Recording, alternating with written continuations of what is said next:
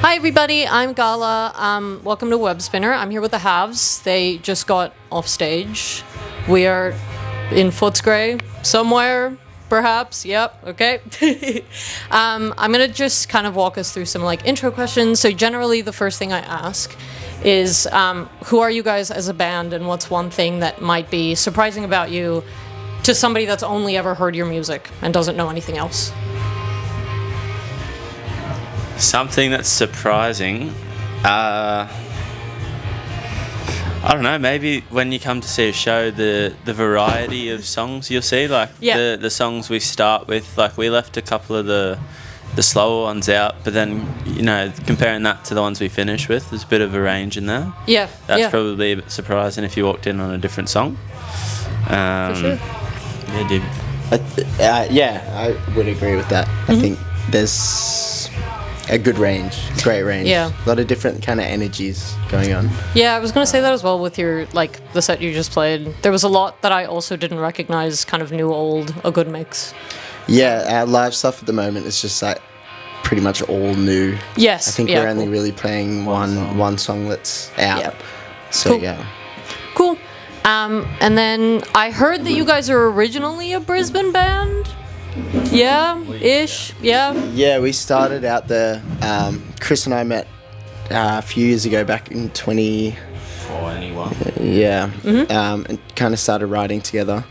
And then once we moved down to Melbourne, we kind of formed the Halves. Yeah. Cool. But Rory's from Brisbane as well. Yeah. But nice. we met. Yeah, you picked him up later. Rory played in a great band called Big Dinner, and we were kind of fans of him. And then we found out he was shout out to Big Dinner. And then we found out he was down here, so we got him to come play bass. Cool. Us, yeah. What have been some like unexpected Melbourne places where you've managed to find like inspiration, whether it be writing or visuals, etc.? Well, the good thing about Melbourne is just you can kind of stumble across things, a lot more so than Brisbane, but like you can just walk in anywhere. The first place I ever walked into not knowing what it was the Tote. Yes. And I saw a band called The Refuge play, and I was just like, what is this?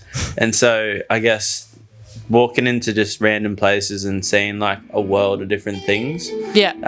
Like another band that we played with a while ago, Bollard and like Passadak, like that was eye-opening for us because like these guys are crazy good, and it was just such a different like I don't know genre of music that I don't think I would have ever seen in Brisbane. Otherwise, so taking all that in, it really like lets you experiment a bit more and like be comfortable with like maybe playing something that's a bit different.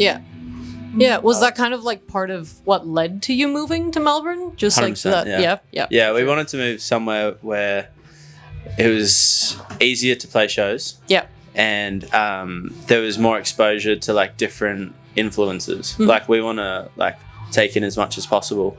Yeah. So Melbourne is what I think at least is like probably the best spot in Australia for that. Yeah. For sure. Completely agree. I have been very similarly looking at moving down here as well for similar reasons. Yeah, it's good. Yeah.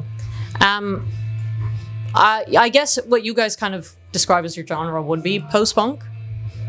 Yeah. Is that the vibe? I mean, it's the hardest question to answer. Yes. Yeah, I would say that, but yeah, there's different things in there. Yeah, for sure. Is there any like specific band or specific experience that kind of drew you into writing that like genre or that sort of space of sound, I guess? So I think like post-punk, definitely like alternative. I think like the big one for me was Wolf Alice. Like Wolf Alice is sick. Seeing them live was incredible. And then finding out about Fontaines, I think that was like a big one. Yeah. Shame, like kind of the windmill scene. All those bands, Squid, Killer, like all these great bands, kind of pushing something we had never really seen or kind of heard in the up and coming kind of sound. So those bands for sure. Idols as well, Idols were a massive influence for us. A lot of Irish bands. Yeah. Murder Capital. Yeah, great. Yeah. Do you think if you had found those bands at a different point in your life or like creative experience that they would have had the same influence? Or was this like a time and place? I think it was like, perfect timing. Yeah. I think we were at that point where we were figuring out what type of music we wanted to make. And then all of a sudden, I think it was around the time Fontaines had released their first album. Yeah. And it was like, wow, like this band's sick. Like, we love all these like early like 60s garage bands, and you know, we love that influence. And then we could hear that in that first album, and but then we loved like the heaviness, but not wanting to go more of a traditional rock route. So yeah, it was like perfect timing for sure. Hell yeah. You've kind of answered this, but I'll like put it out there in case there's kind of an extra little thing to put in. But I guess you guys play a lot of genre specific like mini fest sets, which I assume is kind of easier to kind of like pick up a fan base when it's people that already have like a similar taste. When you do play more varied sets, is there anything that you change in your performance to maybe like turn those heads more? Yeah, I feel like we chop and change the set list dependent on the night and the gig. Yeah, for sure. Like I feel like we played a lot of shows with more shoegazy, more light indie alternative guitar rock bands as opposed to straight punk. Yeah. And I feel like we got at least 2 or 3 other songs that we swap in there that are along those lines, more melodic, more lighter. Yeah. More vocally driven. Yeah, I think that shows the diversity of the song range of the band. But yeah. Hell yeah. Do you ever change up the cover that you play? No? Okay. I think it's more, Very sometimes valid. we just don't play it. Yeah, I think, if the vibe's not there, we won't. So I think tonight, like, there's a lot of kind of energy in the other band. So we thought we'd, play the. Do you ever change your mind on stage? For sure. Yeah. Yeah. There's the amount of times where we'll like turn and be like, no, we're not playing that song. Like, just to, suit the vibe for sure. Absolutely. Yeah. Hell yeah. I've kind of, as everybody knows, I've spoken a lot about your sort of visual like presence, and just how good it is in terms of showcasing what you sound like. Do you guys sort of on the flip side of that find that you have like any limitations with your visuals? Like, do you ever kind of look at something and go, I wish it did this more, or I wish it represented this part of us more, or anything like that? No, I think like, no, not really. I think every time we'll do like a new kind of visual scape of something, we're kind of learning and figuring out what we want to do. So it's never, I feel like we're constantly just looking ahead to like what looks great and kind of what suits us, and a lot of it is just suiting the music. Like there's a lot of like colors and stuff like that we see within the songs, and we want to kind of create that visually, especially for like upcoming stuff. We think quite a bit about like colors and stuff like that. So yeah, for sure. Does that look a lot like sort of you pitching an idea to a creative, or like is it more of just like a collaborative, let's all work together and figure this out? I think we've got a good idea of it. Got a good idea of it, like from the Nickelback. We've got a good idea collectively, like what we kind of think. Yeah. Like we sort of, without saying it, agree on what kind of, like Tim said, colors. Like we, at least like I think Tim and I see, like when we hear a song, like you can think of a color, you can think of a mood, and you can think of an aesthetic, and it's just makes sense to go with that. It feels natural. But yeah, I mean, I don't know. It doesn't limit us. It's also cool to play like the opposite, like have like something really serious, but then the artwork can be bright, or for sure. The accompanying visuals can be like not so heavy and deep. So yeah, I don't know, no limit to it.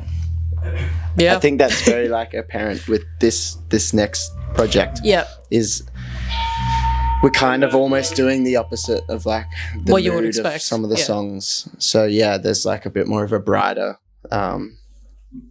shinier visuals of what we're doing compared to a lot of the songs are very heavy and like a lot of energy. So I think it's easier to go darker with the colors of that. But yeah. And then kind of on that, how do you, in terms of writing, because we've spoken visually, how do you guys prepare for a new cycle when you're kind of coming up with ideas and stuff like that? I mean, from my perspective, I think it all happens in the rehearsal room. I feel like everyone kind of writes in their own way, in their own time. Yeah. And then when we get together, there's always at least 20 to 30 minutes of jamming new ideas. Yeah. Yeah. Cool. And then let's kind of build up and pull up until we're ready for a next cycle, or being a single or EP or whatever. Okay. Cool. Yes. Is there kind of, with Trackstar coming out, this is the last question, I swear, so we don't have to deal with that. But with Trackstar coming out, is there like a thread in that song that kind of connects into the rest of the EP? Yeah, I think like a big reason we picked that one is it's quite different to what we've done in the past. And I think it pokes out in a good way. So yeah, for sure. I think that they are connected and they do all sound like they're from the same project. But I think if anything, Trackstar sticks out the most in a different way of kind of direction that we've gone to. And I think it's a good way of starting the EP. Yeah. Cool. And we struggled with it for a little bit. We didn't know whether it was going to be the single, but I think deep down we knew from the start that this was like a starting kind of staple song. Yeah. Cool. Last sort of point. I guess songs coming out next week. This should be out after the song. Do you have anything that you kind of want to highlight? Anything that you want to let people know you're doing? Maybe a show, the EP? So yeah, with Trackstar coming out on the Wednesday, we'll be going on a tour. Cool.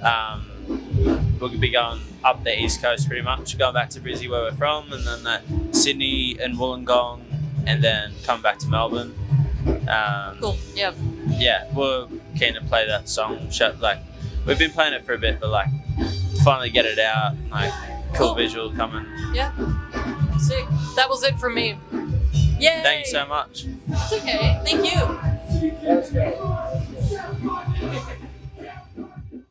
Filming those 3 interviews at Footscray was the most fun and also a little bit overwhelming, so I completely forgot to film outros during the time that I filmed those interviews. So, hello, thank you so much for watching. All of the information about band, shows, tours, etc. will be in the description, so anything that we spoke about in the interview you can find down there. And as always, all of the Webspinner links are down there, including the Buy Me a Coffee link, because stuff like this can only happen with donations and support. A few months ago, I think, we received a donation that basically will make another pinball interview happen, because it kind of is paying for the table. So stuff like that can only happen with support. Been able to do a lot of really fun stuff and a lot of really cool stuff, and this was a lot of fun. Thanks for watching. That's it.